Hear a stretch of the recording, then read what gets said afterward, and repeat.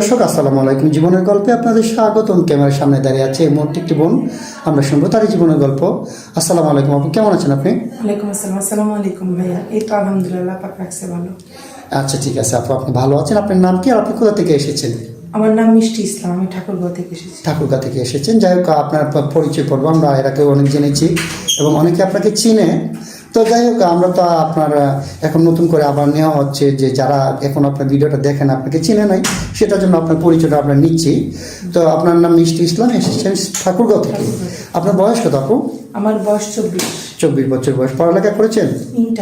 Inter পর্যন্ত। আপনার ফ্যামিলিতে কে কে আছে? আমার ফ্যামিলিতে আছে আমার সৎ মা, সৎ 2 ভাই আর আমার আব্বু প্যারালাইস।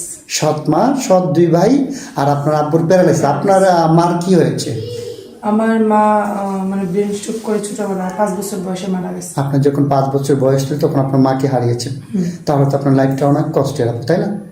ঠিক আছে, ইনশাল্লাহ সমস্যা নেই। আপনার জন্য ভালো কিছু আশা করছি সামনে। তো আপু, আপনি আমাদের ক্যামেরার সামনে আসছেন একটা ভালো মনের মানুষের আশায়, তাই তো? আপনাকে যিনি বিয়ে করবেন ওনার বয়সটা কেমন হতে হবে? দেখেন ভাই, একটা কথা বলি, বয়স কোনো ম্যাটার করে না। আমি এরকম একজন মানুষ চাই যে নাকি আমার সারা জীবনের দায়িত্ব নিবে। এখানে একটা কথা বলতে চাই, দায়িত্ব নেওয়া মানে শুধু ফোন দেওয়া না। দায়িত্ব নেওয়া মানে তার থাকার খরচ, খাওয়ার খরচ সব মিলিয়ে। ভাই আগে তিতা কথা বলাই ভালো, আগে তিতা মিঠা পরে ভালো। হ্যাঁ, এরপরে মিঠা আসে। কারণ অনেকেই কি করে যে আপনাকে একটা ফোন কিনে দিব, ফোন কেনার পরে কোনো আর দায়িত্ব থাকে না। তো আমি এখানে ফোনের জন্য আসিনি। একটা মোবাইল আপনি আমাকে যদি আইফোনও কিনে দেন, কথা মানে আইফোনের নাকি অনেক দামি, তো আপনি তো আমাকে আইফোনও কিনে দেন, যদি ওইটা দিয়ে তো আমার আর ভাত আসবে না, ওইটা দিয়ে আমার পেট ভরবে না বা আমার থাকার জায়গা হবে না। তো আমি এরকম একজন মানুষ চাই যে আমার সারা জীবনের দায়িত্ব নিবে।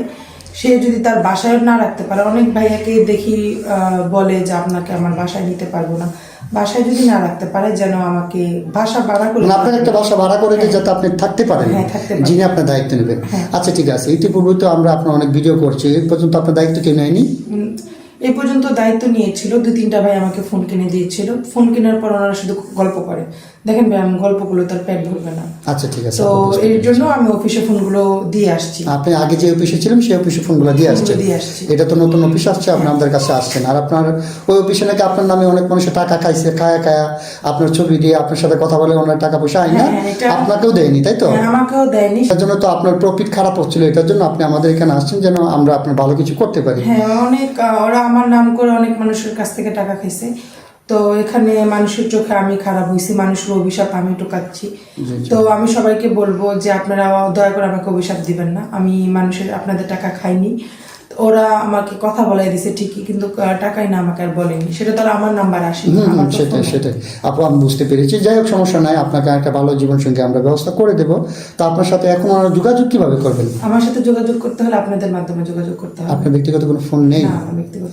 আচ্ছা ঠিক আছে। সুপ্রিয় দর্শক, এই মুহূর্তে দেখতে পাচ্ছেন ডিসপ্লেতে একটি নাম্বার। এই নাম্বারটি হচ্ছে আমাদের নাম্বার, ইউটিউব চ্যানেল কর্তৃপক্ষের নাম্বার। এই নাম্বারে ইমো, হোয়াটসঅ্যাপ আছে। কেউ অযথা কল দিবেন না, অযথা অডিও কল, ভিডিও কল দিলে আমরা ব্লক করতে বাধ্য হবো। ওনার একটা স্ক্রিনশট মেরে আমাদের এখানে পাঠিয়ে দিয়ে ভয়েস করবেন, আমরা আপনাদের সাথে যোগাযোগ করব। আচ্ছা ঠিক আছে মিষ্টি আপু, আপনার যেহেতু জীবনটা অনেক কষ্টে, ছোটবেলা থেকে মা বাবার ভালোবাসা পাননি, আপনাকে যিনি বিয়ে করবেন ওনার বাবা মাকে কেমন দেখবেন, কেমন রাখবেন? আমি চাই যে আমার শ্বশুর শাশুড়ি থাকুক, তাদের আমি অনেক ভালোবাসবো আমার বাবা মার মতো। আর আমার শ্বশুর শাশুড়ি দিয়ে আমি আমার বাবা মার আদর তো পাইনি, যদি ইনশাল্লাহ আল্লাহ যদি আমার কপালে লেখে, তাহলে শাশুড়ি বাবা মার মতো। আচ্ছা, শ্বশুর শাশুড়ির কাছ থেকে বাবা মার ভালোবাসাটা আপনি পেতে চান। জীবনে বাবা মার ভালোবাসা থেকে যেহেতু আপনি বঞ্চিত হয়েছেন, সেটা চাচ্ছেন আবার পেতে। আচ্ছা ঠিক আছে আপু, আপনার জন্য শুভকামনা রইল। ইনশাল্লাহ আমরা আপনাকে ভালো মানুষের হাতে তুলে যাওয়ার চেষ্টা করবো। ভালো থাকবেন, সুস্থ থাকবেন। আল্লাহ হাফেজ। আসসালামু আলাইকুম।